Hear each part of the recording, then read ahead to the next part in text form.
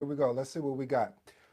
As you know, pick up the book, The Magnetic Project Manager, coming to a store or an online venue towards, or I said for you. So now that we're here, let's see what we can do.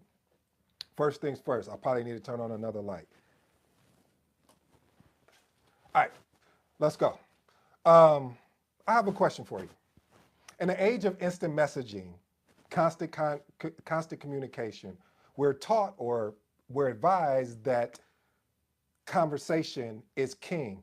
But what if I challenged you on that notion and explored a different perspective where documentation is really the true forefront of project management? You know what, family?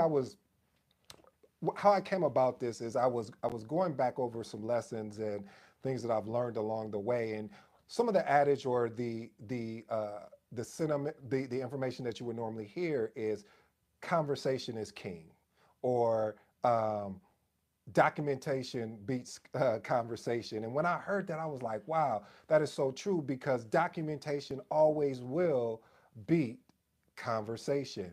And family, I wanted to go over my 7 point framework around how documentation beats conversation in project management. Again, how documentation beats conversation in project management. If you're new to the channel, I go by the name of ED. For you smart and intelligent folks out there, listen, that just simply means Ed. I have a 7 point framework, like I told you, and we just go in and always, from now to now, I like to throw in a nice little bonus. But the first point is clarity and precision. So when you document versus conversation all the time, the documentation really provides a clear and precise record of the project details, reducing any chance of misinterpretation or from the verbal conversation you've had.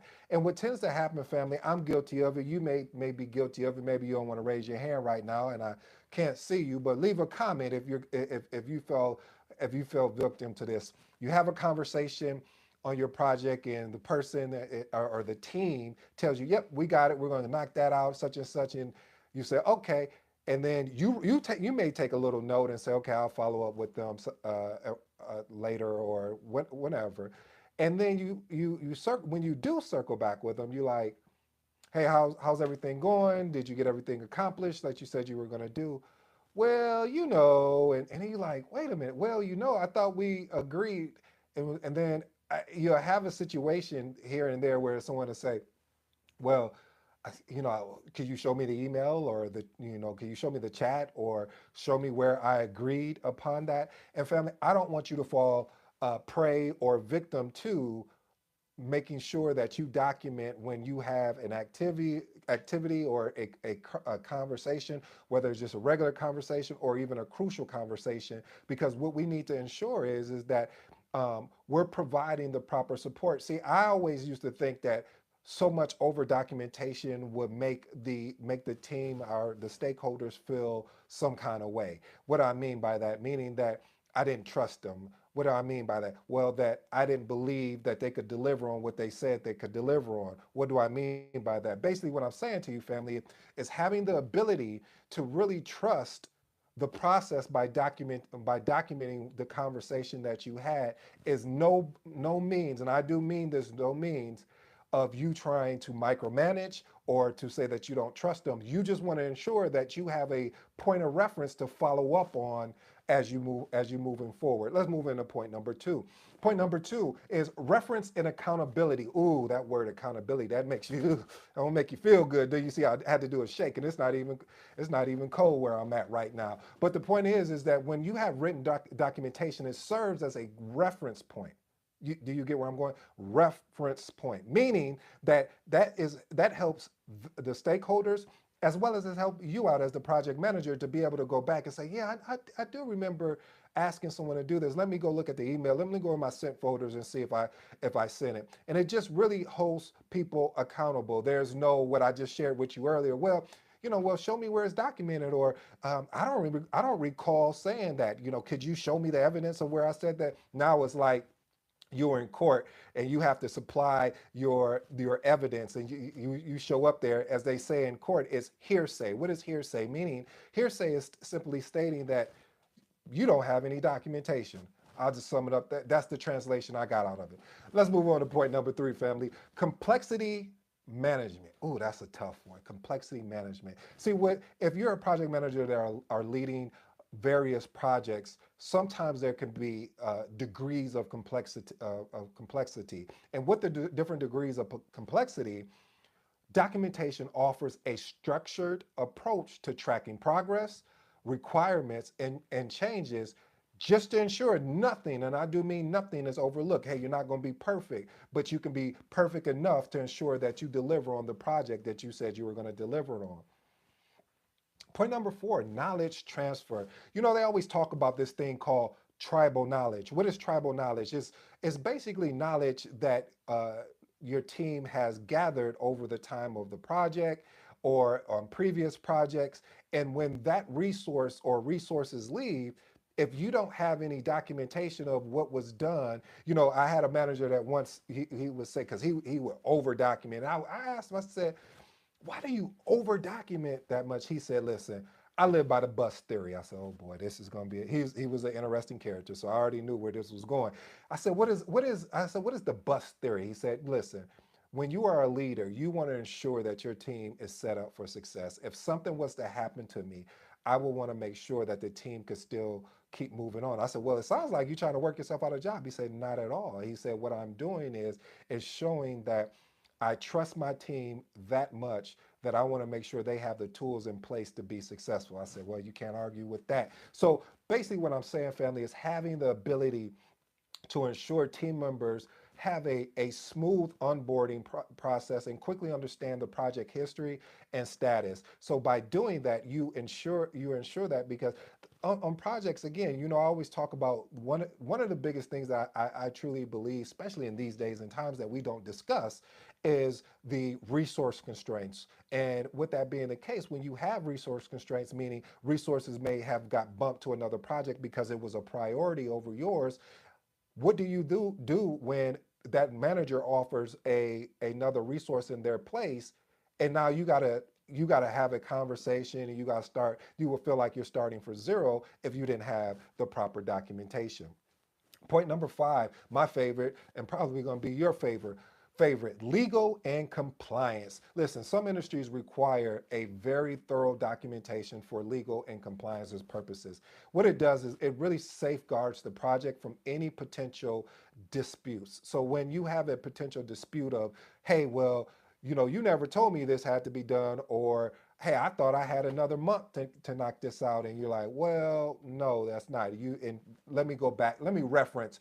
Let's reference the email. And point number 6, historical record. Hey, that's very self-explanatory, family, but because I like to over deliver, I'm going to twist this up a little bit.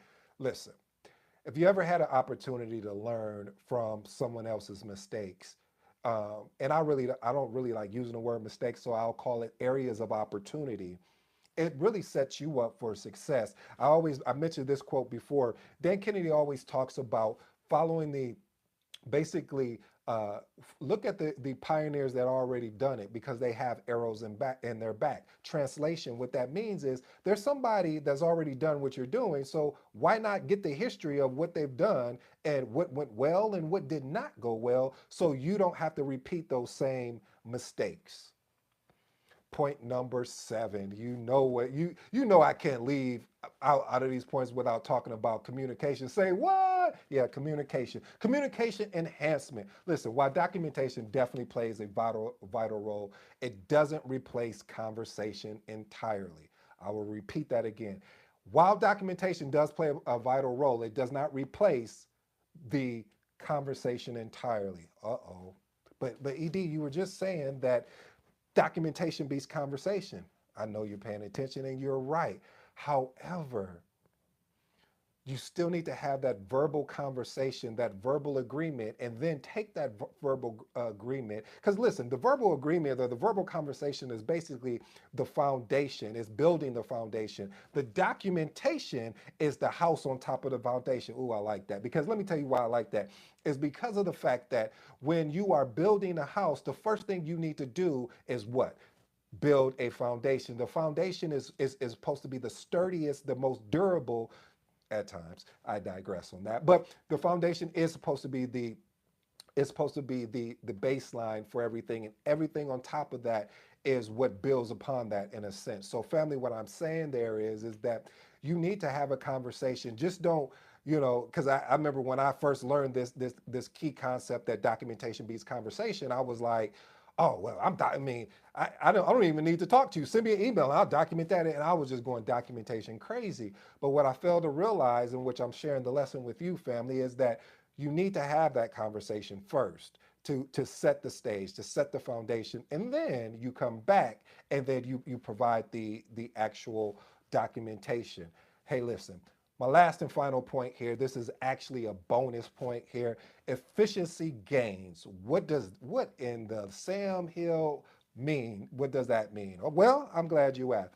Listen, it is basically when routine information and processes are well documented, it frees up time for more valuable conversations focusing on these three aspects: strategy, innovation, and problem solving. See, family, we can get so caught, as my grandma would say, boy, you're so caught in the weeds, you don't even know what's going on up top. And I'm like, oh boy, grandma had all these sayings.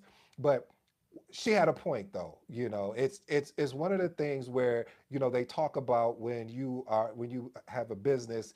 You can spend so much time in the business that you can't get outside the business to focus on the strategy, to focus on any new innovation, to focus on any potential problem solving, because you're so caught up. And that's the same thing as leading a project. You can get so enthralled. Ooh, I like that word. I don't know where that came from. I'm just messing with. You get so enthralled in your project that you can miss the opportunity to focus on those three aspects. And of course, there's many more, but these are the three that I actually called out. So family, I'll say this: by strengthening the unique strength of documentation and project management, you will be equipped to strike a harm. No,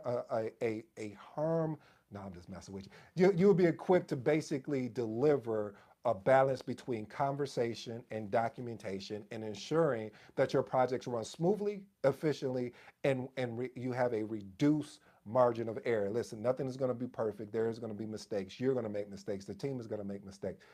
Oh, we're not using mistakes. You're going to make areas of opportunities, but how you respond is all that matters. Family, I hope you enjoyed today's episode as we went live. I wanted to get this out as soon as possible. It was just on my mind that documentation is always going to be conversation, but you need to have conversation in order to ensure that you got proper documentation. Pick up you a copy of the Magnetic Project Manager coming to your store near you. This is an excellent read for any new beginner, intermediate project manager, advanced. I don't care what level you on. There's one nugget in here for everybody that is interested in this craft that you love, that I love, called project management. Until next time, I'm out.